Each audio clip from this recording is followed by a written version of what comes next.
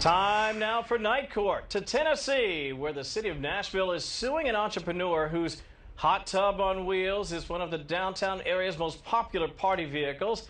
The Music City, however, wants a judge to shut down the mobile tub, arguing that its owner, Guy Williams, is operating a public swimming pool without a permit.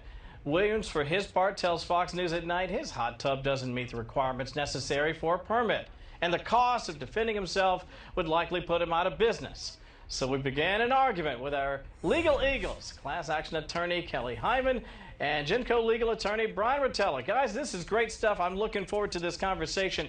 Before we welcome you in first, Kelly, let me share for the folks at home our Exhibit A. And this is very interesting. This sort of lays out what's happening. The Metropolitan Government of Nashville against Guy Williams. City says he needed a permit. They gave him a long list of things to change. Williams, for his part, never changed them. And he tells Fox because, look, they were untenable. I can't do it. What do you want? I can't do it, he says. It's going to cost me a fortune, and besides, it's not a public pool. Kelly, what do you think of his argument so far? Well, ultimately, the court's going to make a determination on whether it is a pool or not, but the person that owns is basically saying that this is a hot tub on wheels, and therefore it doesn't qualify under the pool, and so therefore he shouldn't have a permit. All right, Bryan, let me bring you in. After I show the folks at home Exhibit B, again, we're going to try to slow walk you through this just to give you an idea. Now, this is what Exhibit B says. He's claiming an exemption. The city says no such exemption exists. Mr. Williams stating that he was exempt. He claimed that his tub's capacity was only 300 gallons and that according to state law, a pool must have a minimum of 350 gallons to be considered a public pool. No such exemption. Okay, what do you think there, Bryan? He makes a pretty compelling argument about the numbers there. Does he have a leg to stand on? Well, hi, Kevin. And no, there is no gallon requirement, at least of what he's referencing. But I'm going to give you one number, and to me, this is the whole number of the night.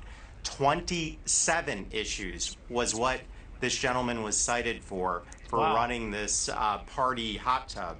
And Kevin, I don't know that I would get into a hot tub at the Mayo Clinic in a diving suit if it had 27 issues cited. And the reason is hot tubs actually get sued a lot. And they get sued, companies that have public hot tubs, because the water sits, it doesn't circulate, bacteria grows, and we've actually had things where people have gotten Legionnaire's disease because you hit the jets on these things and it turns literally into a sprinkler of bacteria. That's not what I love Nashville, but I don't know that I'd want to be on the back of a trailer in a hot tub with a sprinkler of bacteria. I think the court's going to come in and say, stop.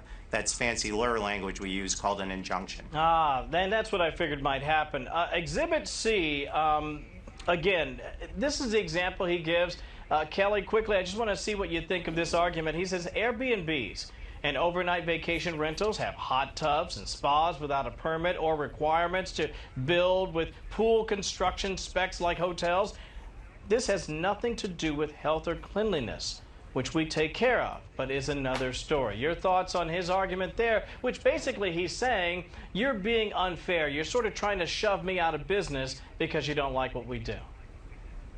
You know, that's a very good argument. He's basically saying, hey, listen, this doesn't meet the requirements of what a swimming pool is classified in Tennessee, and therefore it is a hot tub. As Bryan said, it's a hot tub, and so therefore it doesn't qualify as a public swimming pool, and therefore he doesn't have to have a permit. Lastly, Bryan, in our last 30 seconds, you know, people love to talk about this idea that it's not a pool, it's not a public pool, and yet you've made a pretty compelling push to say at the end of the day we have to consider the public safety. Your closing argument before we go. 27 citations for a public pool on a trailer going through downtown Nashville. I hate to be the party pooper. Pull the drain on this thing, and that's what I think the courts are going to do. Well, it looks like they very well may do that. I think the owner is arguing that at a minimum he deserves his day in court. We'll see what the courts ultimately decide. I think a lot of people like them. It sounds like Vegas a little bit. I've heard Nashville referred to as the Vegas of the East. We'll see what happens if the state decides to pull the plug, if you will. So great to have you with us tonight, Bryan and Kelly. Thank you. We appreciate it. Have a wonderful weekend. Thank you, Kevin. Same to you. Thanks a lot, guys.